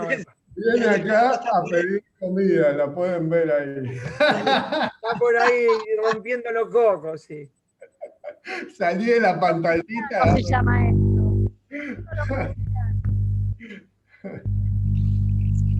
Quiero agradecer mucho el fogón del final, me pareció buenísimo, me parece muy buena idea seguir con los fogones. Gracias. Bueno, Ale, muchísimas gracias, la verdad, muchísimas gracias por mí, por el profesorado, que ha sido una exposición maravillosa. Va a estar subida en los pocos días en el canal YouTube. Vamos a hacer llegar a todos el enlace y esperemos que se replique en todos los lugares. Así que bueno, no sé si no hay otra cosa, nos despedimos y recordemos las próximas reuniones que tenemos el próximo miércoles sobre ya los chicos de geografía. No sé, Lili, si querés hacer un comentario final. No te escuchamos, Lili.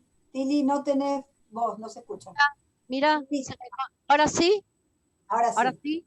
¿Entró?